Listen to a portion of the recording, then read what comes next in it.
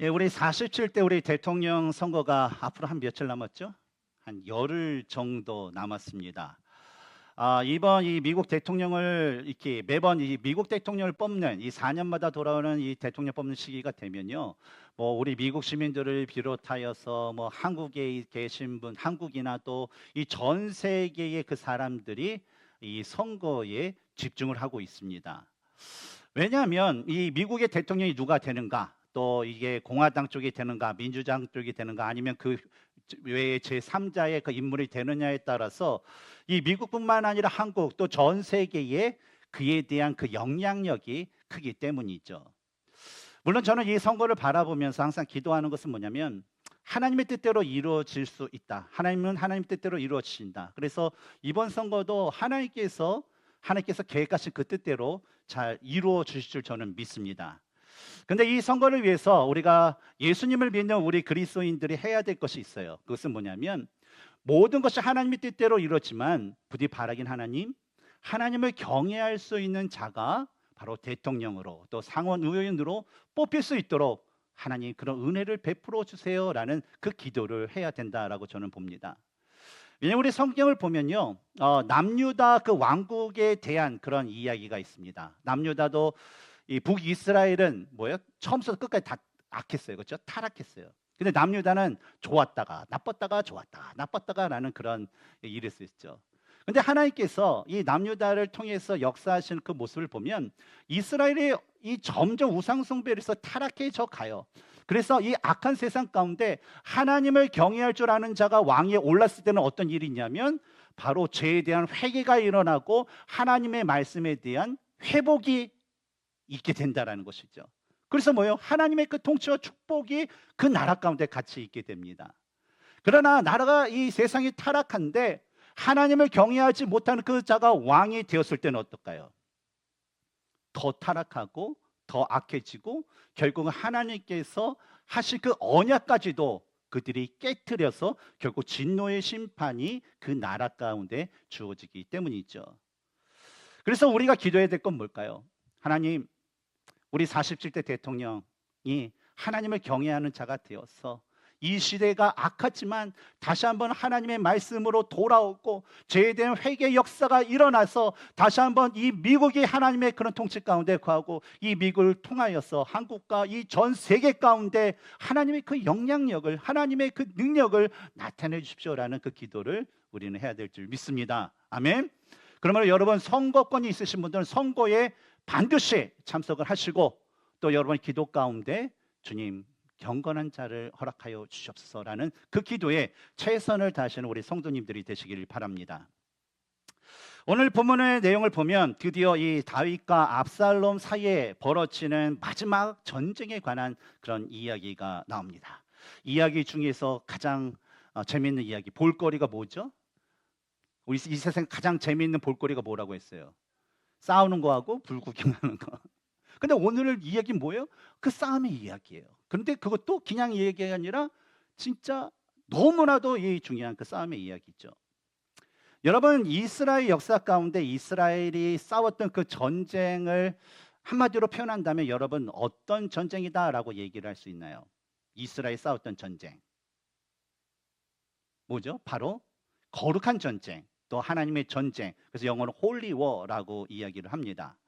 여러분 거룩한 전쟁이라는 것은 어떤 인간이 가진 어떤 군사의 숫자나 무기의 수량, 어떤 힘과 지략이 아니라 바로 하나님께서 자신의 뜻대로 자신의 거룩한 백성을 위해서 직접 싸워 승리를 주시는 그 전쟁, 그것이 바로 뭐예요? 거룩한 전쟁, 바로 성경 가운데 이스라엘이 싸웠던 그런 전쟁의 내용들입니다. 우리는 이런 전쟁의 모습을 성경에서 잘 찾아볼 수 있어요. 근데 그 대표적인 그 전쟁이 바로 여호수아가 가나안 땅에 들어가서 했던 첫 번째 전쟁, 뭐죠? 여리고성 그 전쟁이 바로 그 대표적이라는 거예요. 이 여리고성 전쟁에서 이스라엘 백성들이 했던 것은 무엇이었습니까? 칼 가지고 어떤 작전을 해가지고 막 했나요? 아니죠. 하나님께서 말씀하신 대로 하루에 한 바퀴씩 6일 동안 이 여리고성을 다 같이 돌고 7일째 되는 날에는 7바퀴를 돌고 다 도른 다음에 제사장들은 양강나팔을 부르고 양강나팔 소리 들을 때 모든 이스라엘 백성들은 함성을 치르라 라는 그런 거였어요.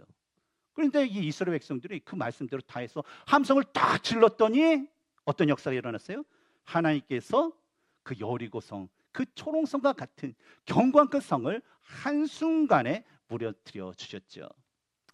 저는 이러한 여리고성 전쟁에 대한 그 이야기 또 말씀을 듣고 볼 때마다 오늘날에도 하나님의 말씀 가운데 그 말씀에 순종하여서 모든 성도들이 진짜 그 하나님의 말씀을 함성으로 한 목소리로 낸다라고 그러면요, 동일한 역사가 일어날 것이다 라고 저는 믿습니다. 예전에 어떤 분이 이런 걸 한번 한 적이 있다고 그래요. 한번 세계 모든 사람들이 한날 한 시간에 소리를 꽉 지르게 되면 과연 어떤 일이 벌어질까? 무슨 특별한 일이 일어날 것이다 라는 그런 상상을 했다고 그래요. 그래가지고 이 인터넷을 비롯하여서 자기가 아는 모든 방법을 통해서 몇 날 몇 시 이것을 함성을 찔러서 무슨 일이 일어나는가 우리 한번 알아봅시다. 한번 이것에 동참하십시오 라는 그런 캠페인 비슷한 거를 했다고 합니다. 그랬더니 이제 뭐 전 세계 모든 사람들이 그 접하는 사람들이 서로 꼬리에 꼬리 물고 그곳에 그래 나도 그날 동참해서 소리를 지르겠습니다. 저도 참석하겠습니다. 저도 참석하겠습니다. 라고 해서 수많은 사람들이 그날에 함께할 것을 약속을 했다고 그래요. 근데 그게 얼마나 컸던지 이제 뭐 매스컴 어떤 매스컴에서는 또 그것도 이렇게 중계도 하고 그랬던 것 같아요. 그리고 드디어 약속된 그날이 왔습니다. 그리고 약속된 시간이 되었어요. 근데 그 시간이 됐을 때 놀라운 일이 발생되었습니다. 어떤 일이 발생되었을까요? 역사상 가장 조용한 시간이 되었다고 그래요. 왜 그랬을까요? 그 시간에 자신들이 말한 또 의견을 모았던 대로 한 마음과 한 뜻으로 그들이 해야 될 일은 바로 소리를 지르는 일이었어요. 그러나 모든 사람들이 뭐냐면 자신이 해야 될 일을 하지 않고 남들이 소리 질 때 어떤 일이 벌어질까? 내가 그 소리가 얼마나 될까라는 것을 나름대로 따로 생각하고 기대하면서 그 소리를 지르지 않고 듣기만 했다라는 거예요. 그러니까 그 큰 소리가 나야 될 그 순간에 어때요? 가장 조용한 순간이 되었다라는 것이죠. 마찬가지로 아무리 예수님을 믿는다라고 말하고요, 뭐 남들에게 믿음이 어떻다, 뭐 교회는 어떻다라는 그런 이야기를 많이 한다 하더라도요, 정작 하나님의 말씀에 순종하여서 내가 믿음의 삶을 살거나 내가 성경적인 그 건강한 교회를 세우기 위해서 헌신하기보다 마치 관객처럼, 마치 지나가는 그런 나그네처럼 그냥 관망하고 바라볼 때는요, 그리고 그러한 바라보는 사람이 많다면요, 하나님께서 이러한 교회와 성도를 통해서 역사하실 것이라는 그 기대를 하기는 상당히 힘들다라는 것이죠. 그러니 당시에 이제 출애굽을 해서 드디어 40년 광야 생활을 다 마치고 여리고성 가나안 땅에 들어와서 그 여리고성 앞에서 맨날 와서 좀 활 좀 한 발씩 이렇게 쏘고서 돌아라 뭐 그런 얘기를 했을 좀 날 텐데 그냥 돌아라, 법궤를 따라서 돌아라, 한 바퀴씩 7바퀴, 맨 마지막에 7바퀴 돌고 또한 소리를 질러라 라는 것은요, 진짜 말도 안 되고 어이가 없고 상식이 맞지 않는 거였어요. 그러나 이스라엘 백성들은 어때요? 그 말씀에 순종하여서 한 몸으로 돌고 한 목소리로 외쳤다라는 거예요. 근데 그들의 모습을 볼 때 어땠을까요? 바로 하나님의 말씀에 그들이 얼마나 마음을 모으고 얼마나 하나님에 대한 믿음을 가졌는지를 우리는 그들의 모습을 통해서 우리는 충분히 알 수 있다는 거예요. 이뿐만 아니라 우리가 나누고 있는 사무엘하를 찾아보면 8장 6절에서 볼 수가 있어요. 오늘은 성경책을 또 준비하시고요, 성경책 없으신 분은 성경 어플을 보시면서 저와 함께 말씀을 나눴으면 좋겠어요. 사무엘 8장 6절을 보면 다윗이 다메섹 아람의 수비대를 두매 아람 사람이 다윗의 종이 되어 조공을 바치니라. 다윗이 어디로 가든지 여호와께서 뭐라고 해요? 이기게 하시니라 라고 얘기했어요. 그래서 이 말씀을 우리가 나눌 때 지난번에 어떻게 했습니까? 우리 이름을 넣어서 한번 고백해 봅시다 라고 했었잖아요. 기억나시죠?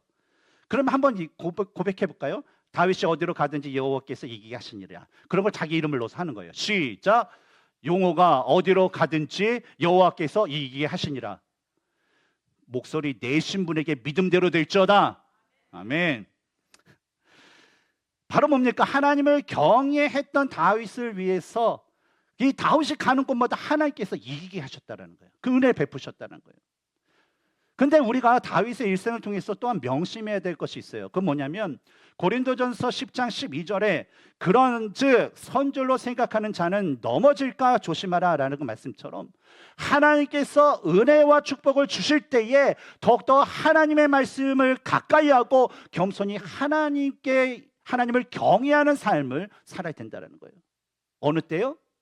우리가 평상시에도 하나님 말씀을 가까이 하고 하나님을 경외해야 되지만 하나님께서 우리에게 축복과 은혜를 주실 때 뭘 해야 된다고요? 하나님 말씀을 멀리하고 가까이 하고 하나님을 어떻게 경외하는 삶을 더 살아야 된다는 거예요. 왜냐하면 사람들의 습성이 그런 것 같아요. 하나님께서 주신 그 은혜에 처음에는 이제 감사해요. 그래서 몇 개월이든 몇 년이든 뭐 그 은혜에 감사해요. 근데 특징이 뭐냐면 그 은혜가 얼마 가지 않는다라는 거예요. 만약에 태압 감는 그런 인형이 막 저는 은혜 감사하고 기쁘고 막 하다가 그 태압에 감아지면 아무것도 없는 것처럼 그걸 잊어버려요. 오히려 뭡니까? 자기가 누리고 있는 그 모든 것들이 자신의 공로고 자신의 능력이고 자신의 힘이고 자신의 어떤 대가라는 그 교만에 빠져서 타락하는 경우가 너무나도 많기 때문에 그렇습니다.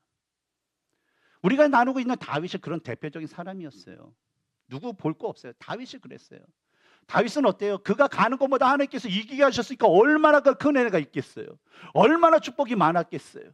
모든 주변의 모든 나라들 그에게 머리를 숙이고 조공을 바치고 얼마나 많은 은혜와 축복이 있었습니까? 그래서 다윗은 어때요? 하나님 감사해요. 하나님 짱. 하나님 나 진짜 하나님밖에 없어요. 막 그런 삶을 살았죠. 근데 그러던 어느 날부터 이 다윗은요. 하나님의 뜻을 구하는 것과 또는 전쟁에 나간 그 백성들을 위해서 기도하는 것, 하나님께 기도하는 것에 게으르게 했다는 거예요. 그리고 말씀과 기도에 게으르다 보니까 어떤 역사가 일어납니까? 악한 영들이 공격이 있죠. 그래서 뭡니까? 하루 종일 낮잠도 자고 낮잠 자다가 초저녁에 일어나서 할 일이 없으니까 이제 낮잠 자는 것도 지겹고 해야 될 것도 없고 더 뭐 재미있는 게 없을까 이렇게 설렁설렁 옥상에 올라가게 되었죠. 그러다가 어떤 일이 벌어졌습니까? 결국 우리의 아내인 밧세바를 범하게 되었고 또 그녀가 임신을 했다라는 얘기를 알고 자신의 어떤 죄악을 감추기 위해서 그의 남편을 계획적으로 살해하는 그 죄악에 빠지게 되었다는 거죠. 물론 하나님께서 나단 선지자를 통해서 그에게 주신 그 책망 때문에 다윗은 제 통회하는 마음으로 자신의 죄에 대해 회개를 했고요. 또 감사하게도 하나님께서 용서를 해주셨어요.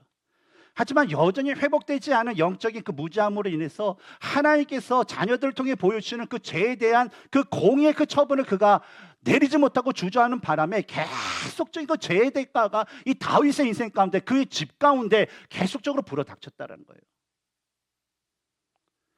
그리고 이에 대한 결론적인 그 사건이 뭡니까? 바로 오늘 본문에 나오는 아들 압살롬과의 전투였다라는 거죠. 오늘 본문을 보면 하나님이 행하시는 그 거룩한 전쟁의 역사가 있습니다. 근데 아이러니한 것은 그 역사 가운데 다윗이 보여주는 다윗의 연약한 모습도 우리는 볼 수 있다라는 거예요. 다윗은 후세가 전해준 그 소식을 듣고요. 새벽이 밝기 전에 자신을 따른 모든 사람들과 함께 요단강을 건너서 이 마하나임이라는 그곳에 이르게 되었습니다. 이 마하나임이라는 곳은 우리가 이전에 나눴듯이 사울의 아들이었던 이스보셋이 아브넬에 의해서 이스라엘에 그러니까 그 11지파로 이루어진 그 이스라엘 왕으로 등극했던 그런 곳이었어요. 그래서 아주 군사적인 요충지가 이 마하나임이라는 그런 곳입니다. 근데 다윗이 어디요? 그쪽으로 갔다라는 거예요. 그리고 다윗이 이 마하나임으로 가는 동안 이 압살롬은요 후세의 그 말대로 며칠 동안 온 이스라엘 지파에서 이 군사들을 그냥 바닷가에 모래같이 그냥 막 이렇게 모으게 되었죠. 그리고 어느 정도 이제 모았다 싶을 때 이 압살롬은 그 모든 군대를 데리고 요단강을 건너서 이 마하나임의 남쪽에 있는 길르앗이라는 땅에 진영을 세우게 되었습니다. 근데 이 두 사람 다윗과 압살롬이 이 서로에 대한 그 어떤 싸움, 전쟁을 준비하는 그 모습을 보면요 확연히 다른 것을 우리가 볼 수가 있어요. 첫 번째는 뭐가 다르냐면 다윗은요 난곡불락이라고 할 수 있는 그 요새와 같은 그 마하나임에 자신의 진영을 세웠어요. 그런데 반면에 압살롬은요 방어물이 하나도 없고 그냥 뻥 뚫린 그 들판에다가 자기의 진영을 딱 세웠다는 겁니다. 그래서 이 진영을 보면 남들이 적군이 보지 않게끔 하는 것이 당연한 건데 압살롬은 그냥 뻥 뚫린 누구나 다 볼 수 있게끔 했다라는 거예요. 왜 그러냐면 압살롬은요, 자신의 병력이 다윗의 그 사람보다 너무 많다라는 것을 그들에게 보여주기를 원했어요. 그리고 너희들이 우리를 아무리 우리 관찰하고 아무리 해도 우리는 이만한 그런 병력으로 너희들을 다 이길 수 있어라는 그런 압살롬 마음의 교만함이 있었기 때문에 바로 그 넓은 들판에 자기 진영을 세웠다는 거죠. 그 두 번째 차이점은 뭐냐면 전쟁을 준비하는 모습에도 확연히 다른 모습이 있어요. 오늘 보면 1절과 2절을 보면 다윗이 이 전쟁을 위해서 준비했던 것은 뭐였습니까? 1절과 2절, 본문 1절과 2절. 예. 백성들에게 가서 뭘 했어요? 맨 처음에 천부장과 백부장을 세웠습니다. 지도자들을 세웠다라는 거죠. 그러고 나서 그 군대의 사람들을 어떻게 했습니까? 세 부류로 나누게 되었어요. 그래서 한 부류는 군대 장관이었던 요압에게 통솔에 맡기고, 또 한 부류는 뭐예요? 그의 동생 아비새에게 맡기고, 또 나머지 하나는 뭡니까? 600명을 데리고 다윗을 따라온 가드 사람, 이방인이었던 가드 사람 이때로 하여금 있게 했다라는 거죠. 이 전략은 뭡니까? 가뜩이나 적은데 그것을 세 분야로 이렇게 나눴다는 거.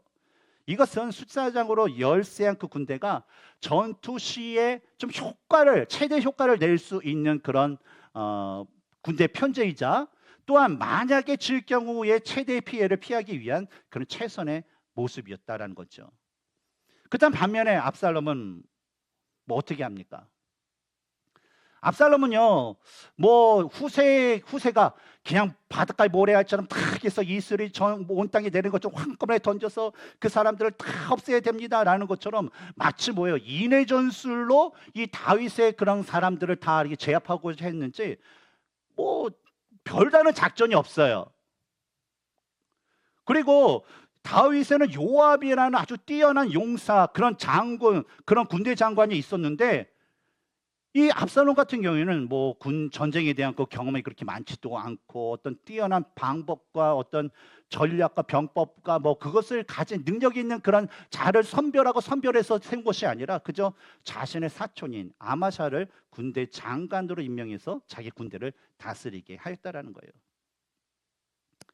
그래서 이런 모든 그 준비가 끝난 다음에 양쪽 군대가 이제 드디어 전쟁을 시작하게 되었습니다. 뭐가 제일 재밌다고요?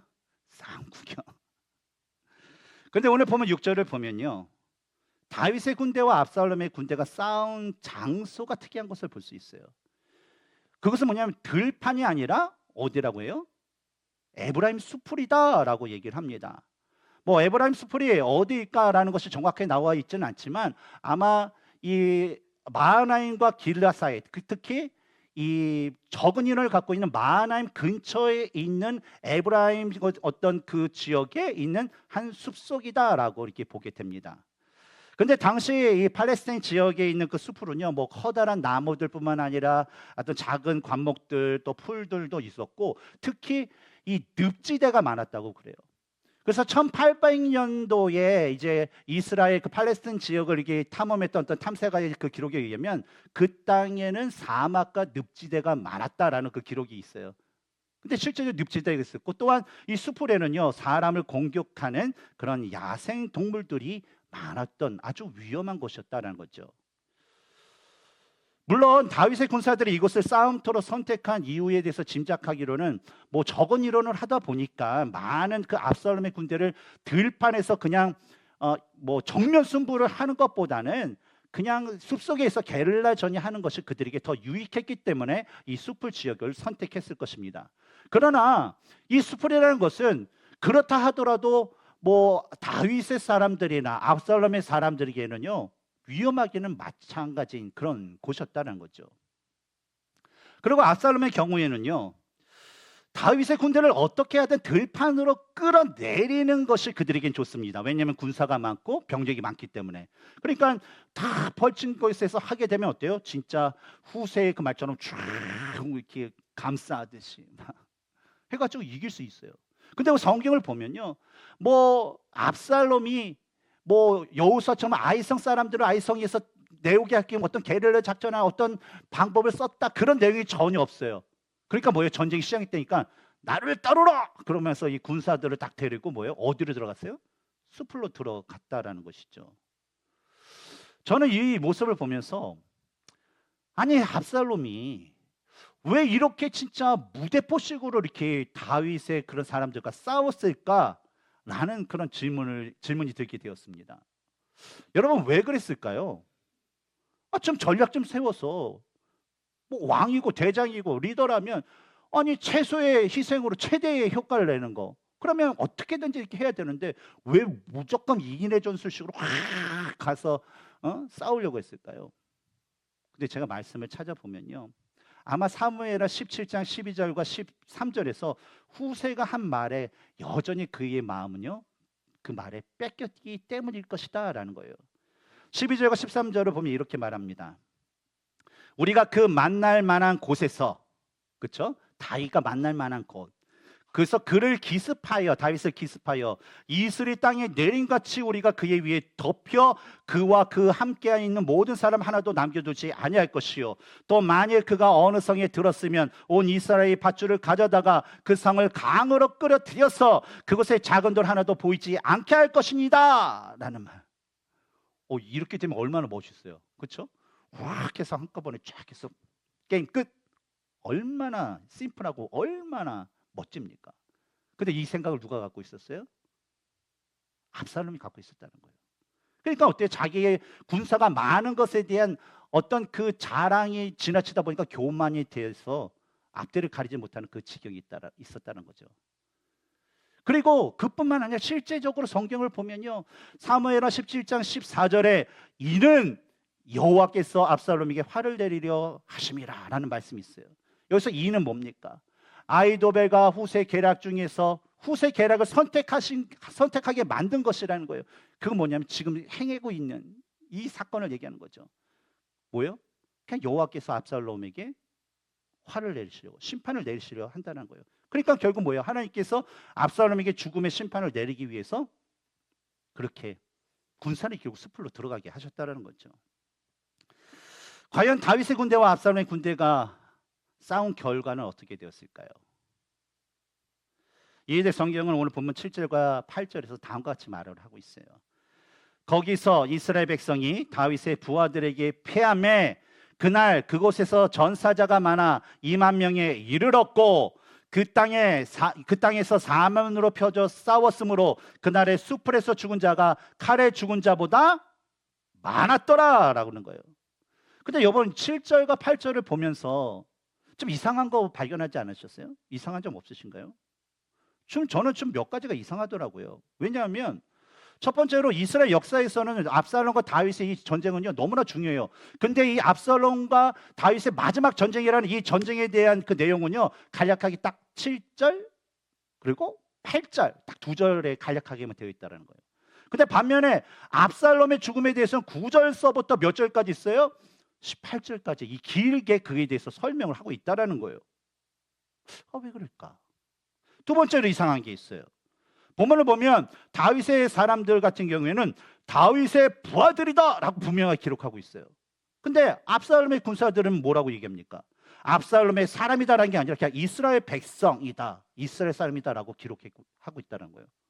왜 그럴까? 사람 차별하는 건가? 왜 그런가? 이상이 있어요. 또 세 번째는 이 전쟁의 승리에 대해서 다윗의 군대가 어떤 능력과 어떤 지략과 전략과 어떤 힘으로 이 압살롬의 군대를 이겼더라라는 그런 얘기가 나오지 않고 압살롬의 군사들이 몇 명이 죽어요? 2만 명이 죽었는데 그들 중에서는 칼에 죽은 자보다 뭐래요? 수풀에 죽은 자가 더 많았다라고 기록이 되어 있다는 거예요. 이게 이상하더라고요. 아니 도대체 왜 저자는요 우리에게 무슨 메시지를 주고자 이렇게 좀 약간 좀 이상한 상식이 좀 맞지 않고 좀 이런 기록을 했을까? 라는 그런 생각이 들었어요. 근데 그 생각 가운데 마음 가운데 드는 건 뭐냐면 첫 번째로 하나님의 언약을 소유한 무리들이 누군가라는 것을 하나님께서 보여주기 위해서 이렇게 썼다라는 거예요. 여러분 하나님의 언약을 받은 사람은 누굽니까? 다윗이에요? 아니면 압살롬이에요? 다윗이었어요. 그래서 다윗의 군사들은 하나님의 언약을 소유한 다윗의 사람이다라는 걸 확실히 보여주기 위해서 다윗의 부하들, 뭐 그렇게 거의 다윗이 항상 들어가요. 그러나 압살롬의 군대는 뭡니까? 하나님의 언약을 소유하지 않은 자에게 속한 무리다라는 그 의미로 그 사람이 그냥 이스라엘 사람이다, 그냥 무리들이다, 그렇게 이게 표현을 했다는 거죠. 두 번째로 왜 이런 식으로 썼냐? 바로 이 전쟁이 하나님의 전쟁이다라는 것을 확실히 보여주기 위해서 이렇게 저자가 썼다라는 겁니다. 만약에 여러분 다윗의 군사들이 힘이 좋고 다윗의 군사들이 현명하고 전략을 잘 쓰고 병법을 잘 알아서 이 압살롬의 군대를 이겼다더라라고 얘기 나오면 그 전쟁은 누구의 전쟁입니까? 누구의 전쟁이에요? 사람의 전쟁이잖아요. 왜냐하면 사람의 전쟁은 뭐예요? 힘 있는 사람이 이겨요. 오늘날에도 여러분 우리 이 세상의 전쟁은 뭐예요? 첨단 무기와 화력이 좋고 지력이 좋으면요 이 전쟁은 이겨요. 그러나 수풀에는 자연에 의해서 승리했다라는 거예요. 근데 그 자연에서 승리했다는 건 뭡니까? 그 자연마저도 통치하고 다스리시는 누구께서 해주신 전쟁이라는 거예요? 하나님께서 이기게 해주신 이 거룩한 전쟁이라는 것을 보여주는 거예요. 왜냐하면 모든 만물을 다스리고 통치하실 그 하나님께서는요, 성경 나오는 그 모든 이스라엘 그 역사 가운데 계속해서 하나님께서는 그 모든 그 자연 만물을 통해서 이스라엘을 이기게 하셨기 때문에 그래요. 대표적인 것들이 몇 가지 있습니다. 뭐가 있을까요? 자연을 통해서 그냥 이스라엘 백성들이 손 하나도 안 대고 그냥 뭐 이겼던 거, 대승리. 출애굽하던 이스라엘 백성들을 누가 따라왔어요? 애굽 바로 왕이 따고 왔어요. 혼자 왔나요? 모든 군대를 다 몰고 왔어요. 전차를 비롯해 최고의. 당시에 바로 왕 누구 같습니까? 오늘날 우리 미국과 같은 거예요. 아주 강력한 힘을 가진 최고의 군대. 근데 하나님께서는 그 전쟁, 바로 왕의 전쟁 가운데 어떻게 역사하셨어요? 홍해 물로 그들을 덮쳐버려서 다 멸살시키시고 승리를 누구에게 주셨어요? 이스라엘 백성들에게 주셨어요. 또 여호수아 10장 11절에 보면 가나안 땅에서 여호수아에게 대적하던 아모리 군대를 하나님께서는 어떻게 하셨나요? 우박이라는 것을 확 내려서 그 사람들이 어떤 싸우는 게 아니라 우박에 다 맞아서 죽게 하셨다는 거예요. 뭐예요? 그럼 누가 이기게 하셨다는 거예요? 하나님이 이기게 하셨다는 거예요. 근데 또 이어진 오늘 본문 9절에 보면 압살롬이 다윗의 부하들과 마주치니라. 압살롬이 노새를 탔는데 그 노새가 큰 상수리나무 번성한 가지 아래로 지날 때에 압살롬의 머리가 그 상수리나무에 걸림에 그가 공중과 그 땅 사이에 달리고 그가 탔던 노새는 그 아래로 빠져나간지라. 여러분 상상이 가십니까? 말 타고 가는데 막 가는데 말 타니까 천천히 가지 않았을 거 아니에요. 따닥따닥 하는데 갑자기 머리가 확 걸려요. 그리고 노새는 스피드가 있으니까 확 하니까 몸무게가 있잖아요. 그럼 어떻게 해요? 땅을 쭉 하니까 이게 머리가 툭 달린 거예요. 상상이 가시죠? 아마 전쟁을 치렀을 때 압살롬은 많은 군대를 가지고 우리가 진짜 이슬이 온 지면을 덮듯이 우리는 이길 것이다라는 자신감으로 숲으로 들어갔어요. 근데 전쟁을 하다 보니까 왜 들려오는 소리는 이 다윗의 사람들이 아니라 자기 사람들이 다 죽은 거예요. 그랬더니 후관들이 이게 부하들이 우리 뭐 100명 죽었어요, 2000명 죽었어요, 10,000명 죽었어요, 20,000명 죽었어요, 우리 질 것 같아요. 많은 이런 소식이 들어오자 이 압살롬은요 당황을 했다라는 거예요. 아니 어떻게 그럴 수가? 이 당황 가운데 뭐가 받게 돼요? 다윗의 부하들과 딱 마주치니까 어때요? 당황할 때 싸울 수 있어요, 없어요? 없으니까 도망간 거예요. 뭘 타고? 자기의 노새를 타고. 그래서 천천히 갔을까요? 야 수풀의 광경을 한번 보자 하면서 갔을까요? 아니면 최대한 빨리 갔을까요? 막 때리면서 빨리 가! 근데 하다가 뭐 어떻게 된 거예요? 나뭇가지에 딱 걸리고 노새는 빠져나가고 자기 몸 때문에 출렁하니까 그 순간 기절하게 되었다는 거죠. 그리고 이 틈에 어떤 일이 벌어졌습니까? 압살롬은 요압이 찌른 그 창에 심장이 찔려서 처참한 죽음을 맞이하게 되었다는 거예요. 압살롬은 사무엘하 4장 25절과 26절에 기록되어 있듯이 그는 발바닥서부터 어디까지요? 정수리까지 어떤 사람이요? 흠이 없이 아름다운 사람이었어요. 여자분이 봐도 아름답고 남자분이 봐도 아름답고 그런데 흠이 없어. 있을 수 없는 거예요, 요즘 세상에. 그렇죠? 그리고 그의 머리카락, 그의 자랑 중에 그 머리카락은요 그가 가장 자랑거리로 여겼던 것이 바로 이 압살롬의 머리카락이었다는 거예요. 근데 하나님께서 압살롬이 하나님께서 기름 부어 세운 다윗을 대적한 그 죄악에 대해서 압살롬이 자랑으로 여기고 압살롬들이 사람들의 마음을 훔치기 위해서 사용했던 그 머리카락을요, 지금 어떻게 하신 거예요? 상수리 나무에 가지에 걸리게 만드셨다는 거예요. 근데 상수리 나무에 걸린 것을 그냥 단순히 걸린 것을 끝난 것이 아니라 신명기 21장 23절을 보면 나무에 달린 자는 하나님께 저주를 받았습니다 라는 이 율법의 말씀처럼 뭡니까? 하나님께서 그 죄악에 대해서 저주를 내리신 거예요. 단순히 죽음도 아니에요. 저주의 죽음이에요. 저주로 죽음의 심판을 맞게 하신 거예요. 어떻게? 자연 상수리 나무 가지로 그의 머리를 걸게 하심으로 인해서 그가 그런 심판을 받았다는 거죠. 모든 사람은 자기 중심적인 삶을 살아갑니다. 뭐 자기 중심적인 삶이라는 것은요, 그냥 자기 가진 것을 위해 자랑하면서 딴 사람은 동케하고 자기 자신이 인생의 왕처럼 주인처럼 살아가는 그런 모습을 얘기를 해요. 그래서 이런 사람들은요, 자신의 생각과 마음과 맞지 않을 때는요, 항상 남을 비판하고 손가락질하는 것을 좋아하고 다른 사람을 섬기기보다는 그냥 자신을 남들이 섬기길 바라고 나 자신이 남에게 희생하는 것보다 다른 사람이 나에게 희생하는 것을 좋아하고 그것을 요구하는 사람들, 그것이 뭐예요? 자기 중심적인 사람들이라는 거예요. 그러나 예수님을 믿고 거듭난 사람들은 어떤 사람들이에요? 예수님을 믿지 않은 사람들은 그렇게 살아요. 세상 사람들이 다 그래요. 근데 예수님을 믿는 사람들은 어때요? 어떤 삶을 살게 되죠? 하나님 중심적인 삶, 즉 예수님 중심적인 삶을 살아간다는 거예요. 왜냐하면 갈라디아서 3장 13절에 그리스도께서 우리를 위하여 저주를 받은 바 되사 율법의 저주에서 우리를 속량하셨으니 기록된 바 나무에 달린 자마다 저주 아래 있는 자라 하였습니다 라는 그 말씀처럼 우리가 이전에 예수님을 믿기 전에는 내 죄 때문에 내가 저주를 받아야 돼요. 내가 저주의 심판을 받아 죽어야 돼요. 그러나 예수님께서 나의 죄를 대신 지시고 내가 받아야 할 그 저주를 직접 받으시고 뭐예요? 돌아가시고 나를 구원하시기 위해서 부활하셨다라는 것을 알기 때문에 예수님만이 자신의 주인이고 예수님만이 자신의 구세주이고 예수님만이 자신 인생의 진정한 왕이라는 것을 알기 때문에 그리스도인들은 어떻게 살아가요?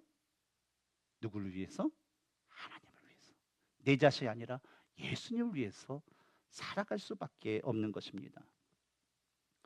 그리고 이러한 믿음을 가지고 믿음대로 살아가는 자의 그 삶에는요, 어떤 역사가 있냐면 하나님의 역사가 있어요.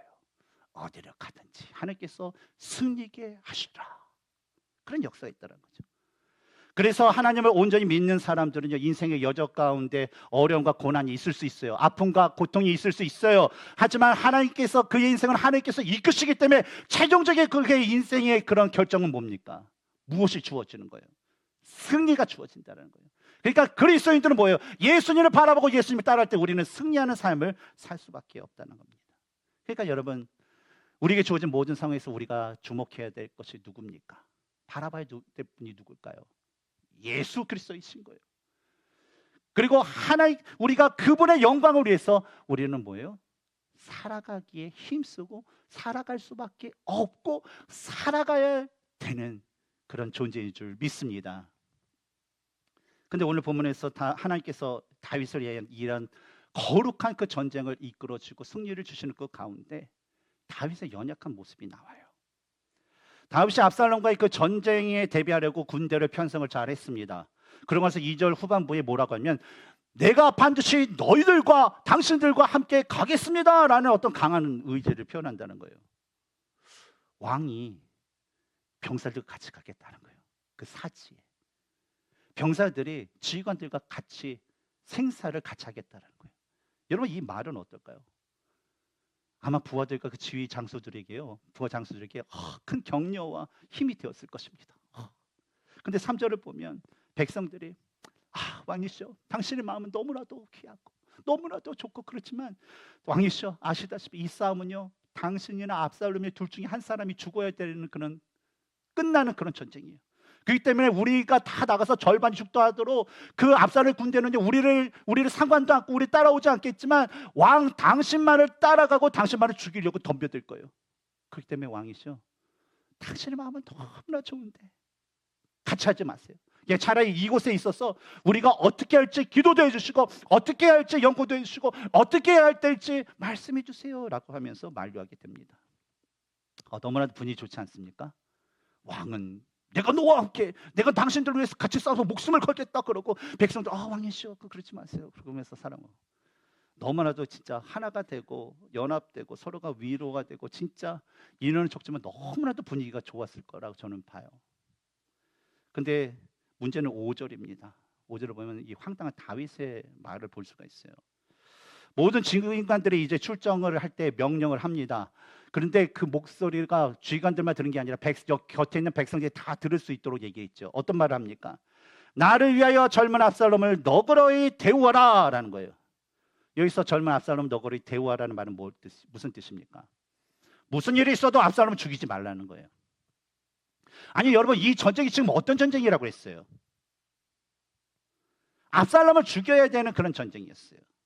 압살롬을 죽여야지 자신이 살고 압살롬을 죽여야지 전쟁에서 승리할 수 있어서 지금 부하 장수들과 이 군사 백성들은 자신의 목숨을 내놓고 전쟁터에 가고 있는데 그들을 향해서 다윗이 얘기한 건 뭐예요? 젊은 압살롬 너를 그래 대우하라. 이 말은 뭡니까? 야 너희들 전쟁에 나가서 싸우다가 너희들 죽을 수 있지만 너희들 죽을지라도 누구만은 죽이지 마라. 누구만은 살려보내라. 압살롬만은. 그러니 조금 전에 다윗이 사람들에게 내가 너희와 반드시 전쟁에 나갔다 하는 그 말은요 사실 무슨 말이라는 거예요? 내가 너희와 함께 가서 너희들이 압살롬을 죽이려 할 때 내가 너희들 손에서 압살롬을 구해내고 반드시 살려내려고 내가 지금 가는 것이다 라는 그런 뜻이 됐다라는 거예요. 얼마나 이 배신감 느낍니까? 신명기 21장 18절에서 21절에서 하나님은요 아비에게 완악하고 패역한 자식은 모든 사람들이 돌로 쳐 죽이라 라고 명령하셨습니다. 출애굽기 22장 28절에서 하나님은 백성의 재판장과 지도자들을 저주하지 말라 그리하면 그들을 돌로 쳐 죽이라 라고 명령을 하셨어요. 근데 여러분 압살롬은 어떤 사람입니까? 바로 이 두 구절의 두 율법에 다 해당하는 자였어요. 하지만 나이가 많은 이 다윗은요 아들에 대한 그 정에 이끌려서 하나님의 말씀을 통해서 어떤 죄에 대한 문제를 보거나 자신을 따르는 어떤 백성을 왕으로서 위하기보다는요 그냥 내 아들, 내 자식 하는 이 압살롬에 대한 그 마음이 더 컸다라는 거예요. 그리고 이를 증명하다 압살롬이 죽었다는 소식에 보면 마지막 33절에 다윗이 뭐라고 합니까? 아들 압살롬아, 내 아들 압살롬아, 차라리 내가 너를 대신하여 죽었더라면 압살롬아, 내 아들 압살롬. 이렇게 외치면서 슬퍼했다는 거예요. 다시 말해서 하나님께서 자기 백성을 위해 직접 전쟁을 승리로 이끄셨는데 다윗은 그 승리가 확정되는 압살롬의 죽음에 대해서 뭐예요? 왜 하나님 왜 압살롬을 죽이셨어요? 너무 슬퍼요. 진짜 마음에 안 들어요. 하는 그 태도로 나갔다는 거예요. 여러분 생각하실 때 다윗이 가진 모습 어떠신가요? 좀 올바른 것 같나요? 아니면 그렇지 않은 것 같나요? 다윗은 누군가요? 이스라엘 왕입니다. 왕은 뭘 하는 사람인가요? 백성을 위하고 자신을 대적하는 압살롬의 무리에게서 그들을 구원해야 될 그런 책임과 의무를 지는 사람이 바로 다윗이었어요. 왜냐하면 왕이기 때문에. 다윗은 또 어떤 사람이 있나요? 하나님께서 세우신 왕이었어요. 하나님께서 세우셨기 때문에 다윗의 그 주인과 왕은 누구예요? 하나님이에요. 그래서 그가 행해야 될 것은 하나님의 공의를 행해야 되는 그런 자였다라는 거예요. 하지만 본문에서 그가 보인 모습은 하나님의 뜻과는 달리 자녀에 대한 자신의 어떤 감정에 이끌리는 모습이었다는 거예요. 이것은 분명히 하나님의 말씀으로 보나 왕이 가져야 할 그 자질에 대한 모습으로 객관적인 잣대로 볼 때에 다윗은요 잘못된 마음과 모습을 가졌다라는 거예요.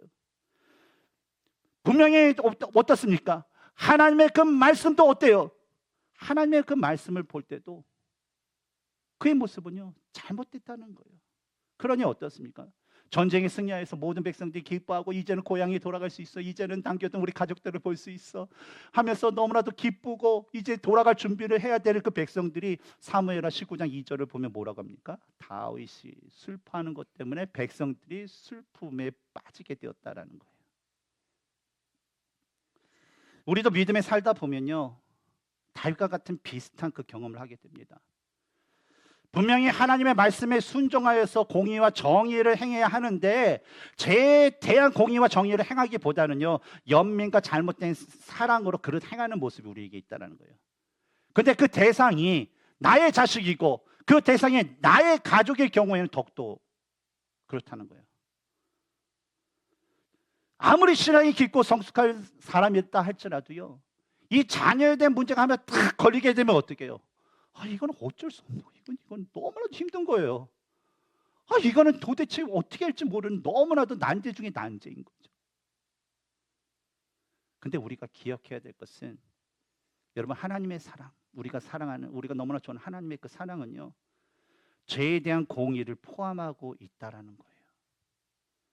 다윗의 삶을 보면 다윗은 하나님께 대한 어떤 자신의 죄나 하나님께 대한 다른 사람들의 죄에 대해서는요, 그 누구보다도 공의 정의를 실현하며 힘썼던 사람이었어요. 그래서 사울의 머리를 가져온 사람들, 이스보셋의 머리를 가져왔던 사람들 어떻게 했어요? 가서 목쳐서 죽였어요. 하나님 공의에 맞지 않기 때문에. 근데 그게 가장 약했던 건 뭐냐면 자녀에 대한 문제였다는 거예요. 이래서 그러니 율법적으로나 사회적으로나 마땅히 하나님께 책망을 받아야 되고 왕이 자리에서 내려할 정도로 심각한 죄를 졌어요. 하나님의 모습을 보실 때도 하나님께서 압살롬의 죄에 대해서 심판을 하셨는데 다윗은 그 하나님의 심판이 일어나지 않기를 바랬고 또 하나님께서 행하신 그 심판에 대해서 뭐예요? 슬퍼했다라는 거. 그것은요, 진짜 벌을 받아도 충분한 그런 모습이라는 거예요.